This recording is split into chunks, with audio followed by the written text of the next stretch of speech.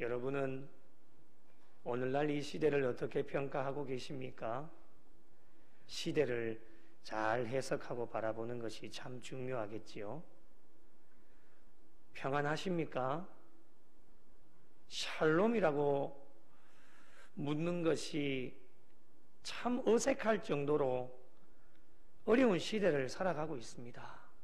옛날에는 사람들을 만나면 참 우리 기독교식 인사가 평안 아닙니까? 샬롬하고 많이 인사들 하고 그랬는데 요즘은 참 샬롬을 묻기가 참 어려운 이 시대를 살아가고 있는 것 같습니다.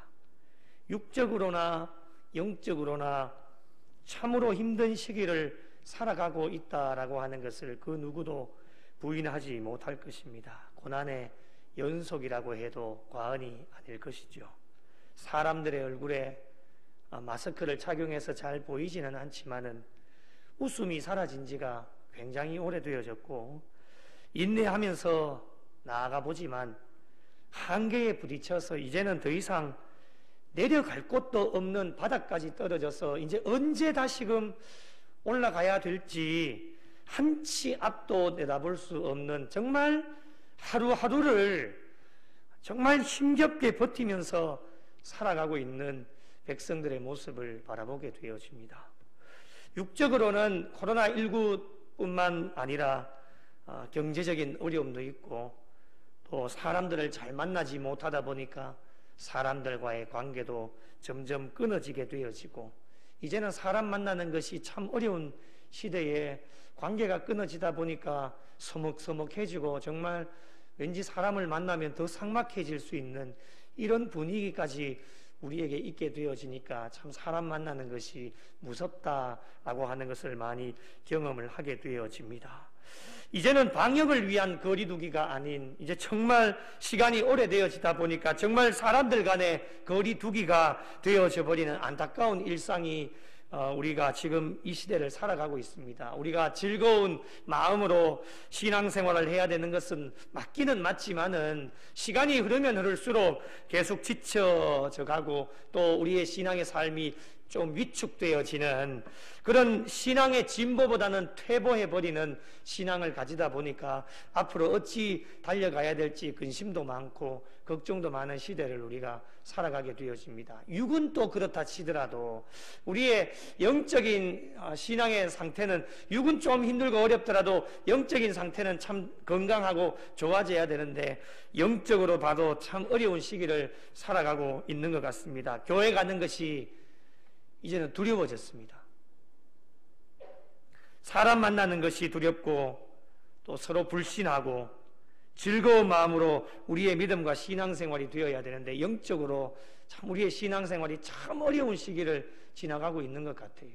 언젠가는 풀리겠지라고 하는 생각들을 가지고 있지만 그 언젠가가 벌써 2년이라는 시간이 흘러버리게 되어진 것이죠.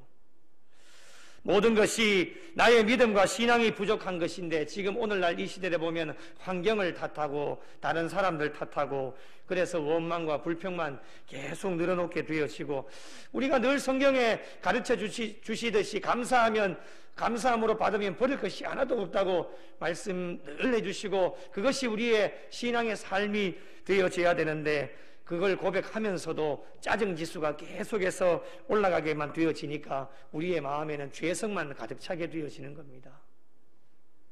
이러한 상황 가운데 말씀의 홍수 시대에 계속해서 하나님의 말씀은 변함없이 선포가 되어지고 있지만 말씀을 받을 우리의 마음밭이 이미 다 상해져 버려서 아무런 쓸모도 없는 땅이 되어져 버려서 우리의 심령 가운데 하나님의 말씀이 떨어져도 열매를 맺지 못하는 영적인 고갈 상태에 우리가 처해져 있다고 하는 것입니다.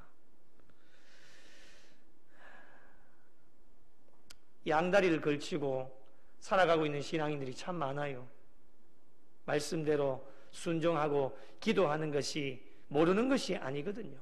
그런데 현실 바라보면 또 그렇게 하면은 비방당하고 또 손가락질 당하고 어려운 일들 당할 게 뻔하니까 한 다리는 세상에 걸치고 또 한 다리는 교회에 걸쳐서 양다리 걸치고 신앙생활하고 있는 신앙인들이 점점 많이 늘어나고 있다고 하는 것이죠.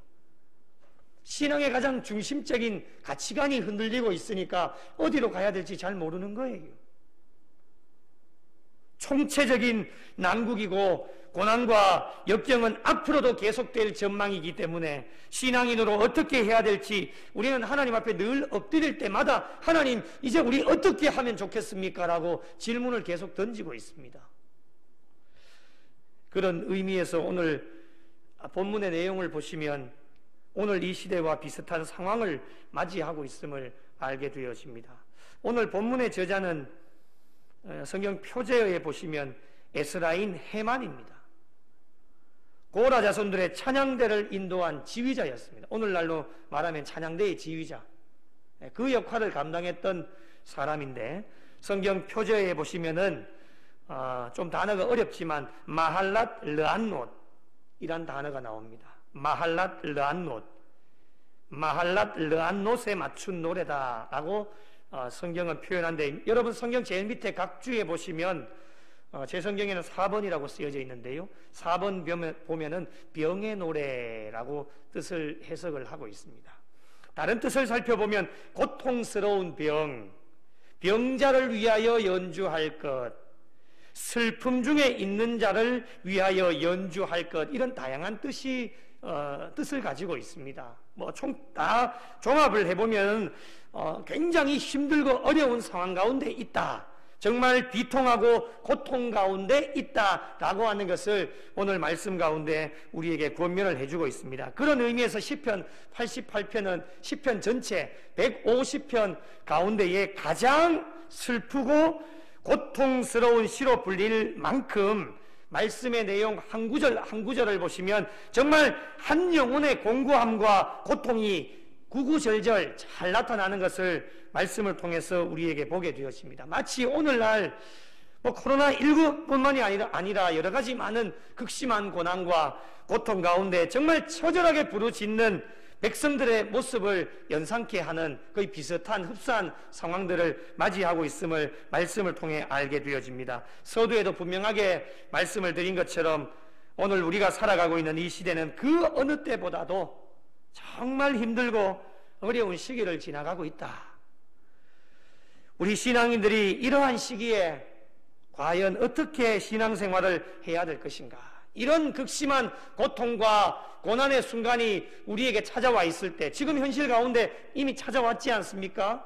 그리고 앞으로의 삶 가운데에서도 우리가 한치 앞을 내다볼 수 없기 때문에 지금의 고통과 고난보다도 더 힘들고 어려운 일들이 우리에게 찾아올지 아무도 알 수 없기 때문에 그때를 위해서 오늘날 이 시대의 극심한 고난과 고통 가운데 우리의 믿음과 신앙을 어떻게 준비해야 될 것인가 라고 하는 것을 오늘 말씀 가운데 우리에게 교훈해 주고 계십니다. 이 극심한 고통과 고난 가운데 우리 신앙인들이 어떻게 해야 될까? 오늘 본문에 두 가지만 여러분에게 좀 말씀을 드리려고 합니다. 첫 번째는 하나님께 부르짖는 신앙의 삶이 되어야 합니다. 당연한 것 아니겠습니까? 기도밖에는 없죠. 다른 방법이 있겠습니까? 우리 하나님께 왜 부르짖어야 됩니까? 1절 말씀을 한번 보십시오. 그 이유가 제일 첫 번째로 나옵니다. 여호와 내 구원의 하나님이여. 여기서 답이 다 끝납니다. 우리가 왜 하나님 앞에 부르짖어야 하는지, 어렵고 힘든 시기에 우리가 왜 하나님께 부르짖어야 하는지를 여호와 내 구원의 하나님이여, 이 한 구절의 모든 답이 다 내포가 되어져 있습니다. 여호와 내 구원의 하나님이여, 우리를 진정으로 구원해 주실 분은 오직 한 분, 하나님밖에 없음을 믿음으로 고백하고 있습니다. 극심한 고난과 고통 가운데 우리를 건져 주실 분은 오직 한 분, 하나님밖에는 없다라고 하는 것을 믿음으로 고백하고 있습니다. 그래서 하나님 앞에 부르짖고 있습니다. 때로는 기도하다 보면 기도에 응답이 없을 때도 있습니다. 그럴 때가 있지요. 그리고 기도하다 보면 그 기도의 응답이 때로는 더디 걸릴 때도 있다고 하는 것이죠. 여러분 지금 기도하시는 제목들 가운데 응답을 받은 기도의 제목들도 있겠지만 아직까지 하나님의 응답을 받지 못한 기도의 제목들도 분명하게 있으실 겁니다. 포기하지 않고 낙심하지 않고 우리가 끝까지 하나님을 붙잡고 기도하는 이유가 어디에 있겠습니까? 나의 구원자이시고 소망이 되시는 하나님이 되시기 때문에, 그분 외에는 나의 기도를 들어주실 분이 없기 때문에 아직까지 기도의 제목에 응답이 없다 할지라도, 때로는 더디 걸린다 할지라도 끝까지 우리가 하나님 앞에 부르짖게 되어지는 것이죠. 여러분, 코로나가 시작되어진 지 이제 2년이 다 넘었습니다. 우리가 2년 동안 부르짖었지 않습니까? 기도 많이 했습니다. 한국교회가 지금 기도의 열풍이 일어나고 있습니다. 기도 외에는 다른 방법이 없으니까요. 교회들마다, 기관단체들마다 하나님 앞에 기도하는 일, 그것이 요즘 한국교회의 열풍입니다. 기도의 때를 늦추지 않는 거예요. 기도의 불을 꺼뜨리지를 않는 겁니다. 우리 교회 또한 마찬가지입니다. 기도의 불을 꺼뜨리지 않고 계속해서 하나님의 재단에 기도의 불을 붙인 지가 벌써 코로나가 온 지 2년이라는 시간 동안에 하나님 앞에 기도하면서 나아갑니다. 결론적으로 봤을 때 어떻게 되었습니까? 어느 정도 응답이 있어야 되지 않겠습니까? 현실을 바라보면 확진자가 8만 5천 명이 넘었습니다. 이제 10만 명을 바라보면서 달려갑니다. 이 현실을 바라보면 절망스럽지 않으십니까, 여러분? 우리가 2년 동안 하나님 앞에 부르짖었습니다.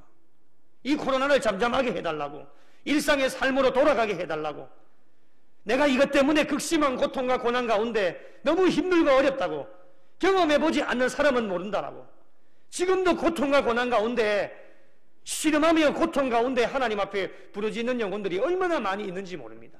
예수를 믿는 사람뿐만 아니라 예수 믿지 않는 사람들도 처절하게 부르짖고, 이제는 뭐 절망 가운데 더 떨어질 공간조차도 없을 만큼 나락에 떨어져서 이제는 더 이상 떨어질 공간도 없습니다. 떨어질 곳도 없습니다. 이제는 이런 극심한 고통이 있는 가운데 우리가 2년 동안 하나님 앞에 부르짖었다라면은 약간이라도 응답이라도 있어야 되지 않겠습니까? 말씀을 준비하면서 오늘 확진자의 수를 보면 그 숫자만 바라보면 절망 가운데 빠집니다. 이제 곧 10만으로 올라갑니다. 조금 있으면 15만 되고 20만 될 겁니다. 아마. 앞으로 어떻게 될지 한치 앞도 내다볼 수가 없습니다.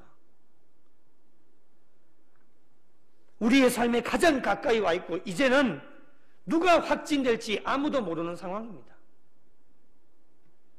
이러한 상황 가운데 저와 여러분이 할 수 있는 일이 무엇입니까? 기도밖에는 없습니다.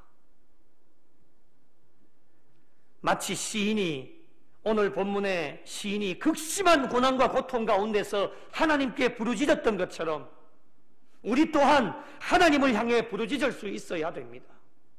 이 극심한 고통과 고난 가운데서, 이 코로나19의 어려움 가운데서 하나님, 나를 건져주십시오.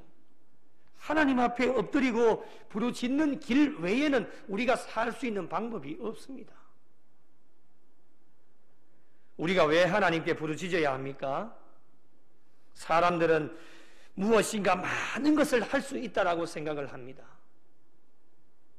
그러나 실질적으로 보면 우리 인간은 얼마나 연약하고 부족한지 아무것도 할 수 없습니다. 조금 능력이 있고 가진 것이 있고 배운 것이 많다고 많은 것을 이루어낼 수 있다라고 생각해 보지만 바람 한번 후 하고 불면 넘어지는 것이 우리 인생들의 삶입니다. 한치 앞도 내다볼 수 없는 것이죠. 4절에 그것을 잘 표현해 주고 있지 않습니까? 힘없는 용사 같다라고 말씀합니다. 여러분, 용사하면 힘이 있는 것 아닙니까? 용사하면 누구와 싸워도 이겨낼 수 있는 사람이 용사인데 그 용사가 힘이 없다라는 겁니다.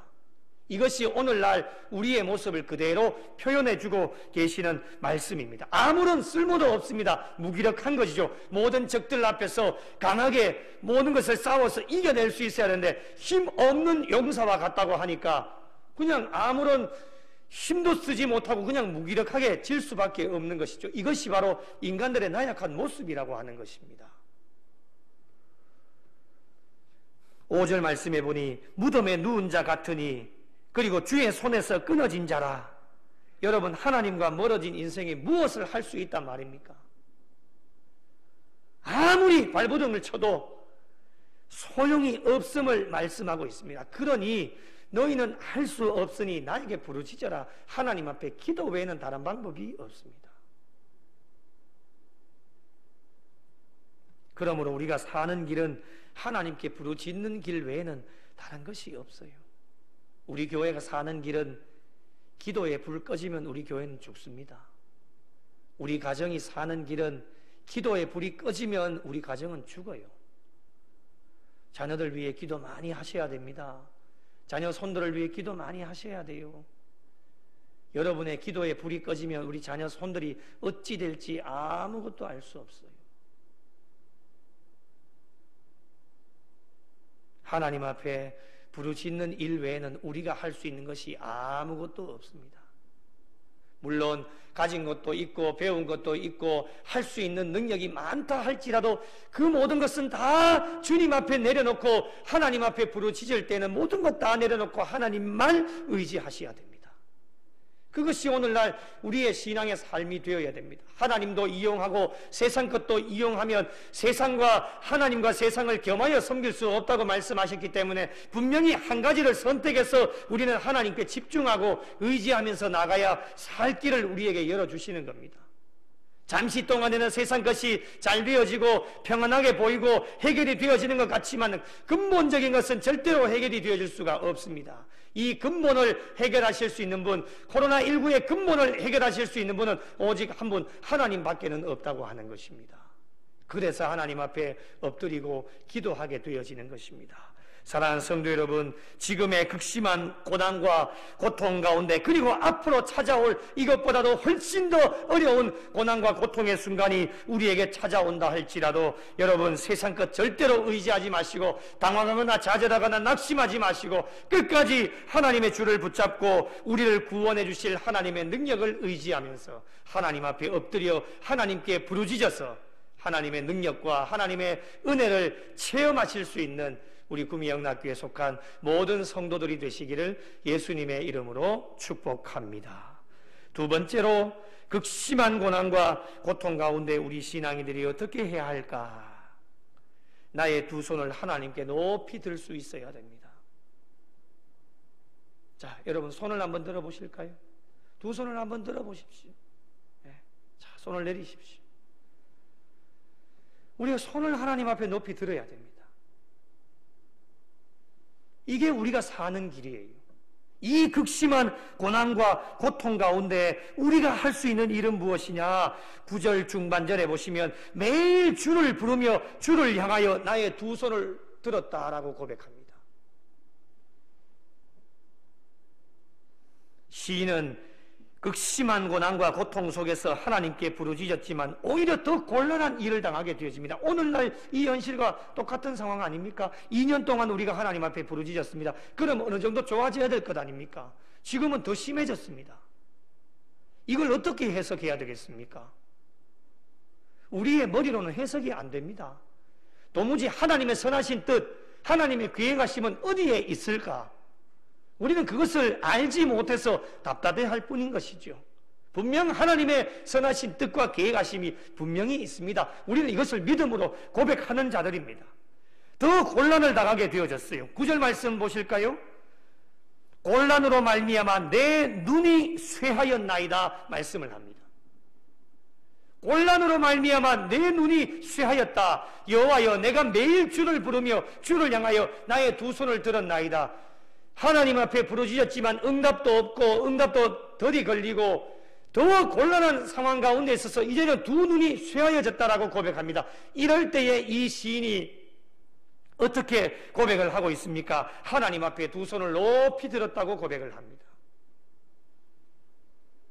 여러분, 두 손을 들었다라고 하는 것은 모든 것을 하나님께 다 맡기겠다고 하는 표현입니다. 그리고 전쟁 가운데 두 손을 높이 들었다고 하는 것은 뭡니까? 항복입니다. 항복. 하나님, 나는 아무것도 할 수 없어요. 이제는 하나님 뜻대로 하십시오. 나는 이제 아무것도 안 할랍니다. 하나님 마음대로 하십시오. 항복이잖아요. 당신 뜻대로 하십시오. 이게 두 손을 높이 드는 거예요. 오늘 시인이 극심한 고난과 고통 가운데 하나님 앞에 부르짖었지만 아무런 응답이 없고 오히려 더 힘들고 어려운 상황 가운데 맞이하였을 때에 이 시인이 어떠한 신앙의 모습을 갖추고 있었느냐? 하나님 앞에 매일 주를 부르고 주를 향하여 하나님 앞에 손을 들었다고 하는 겁니다. 오늘 저와 여러분의 신앙의 삶도 이와 같은 신앙의 삶이 되어야 합니다. 극심한 고통과 고난 속에서 하나님께 부르짖어 보지만 상황은 더 어려워져 있습니다. 자칫 잘못 생각하게 되어지면 실망하고 좌절하고 낙심하여 아이고 2년 동안 괜히 기도했네. 기도해봐도 아무런 소용이 없네. 상황만 더 나빠졌네. 원망하고 불평하고 짜증내고 화내는 것이 오늘날 우리의 신앙의 모습은 아닙니까?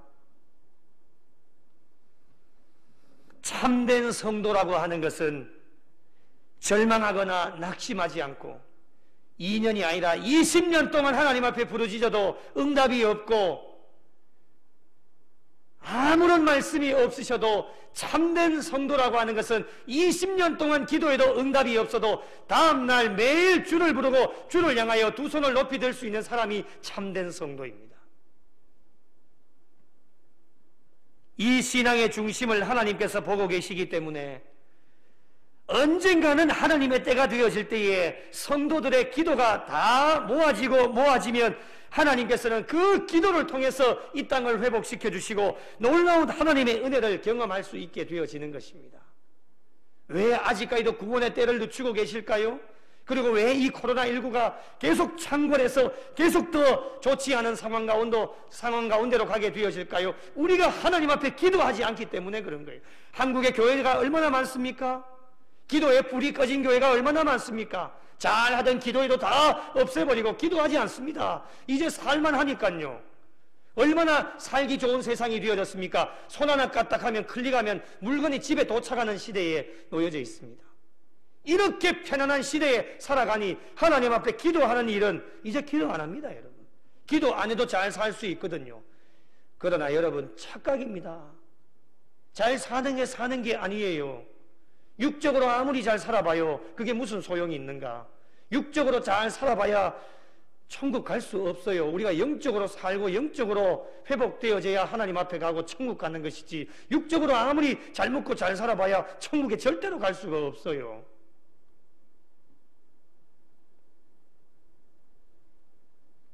언젠가는 하나님의 때가 되어지면은 우리 성도들의 기도가 다 모아지면 우리 구미 영락교회가 사는 길은요, 우리 성도들의 기도가 하나님이 원하시는 분량이 분명히 있으실 거예요. 아직까지도 그 분량에 차지 못하였기 때문에 회복이 덜 되어지는 겁니다. 그럼 누가 기도해야 되겠습니까?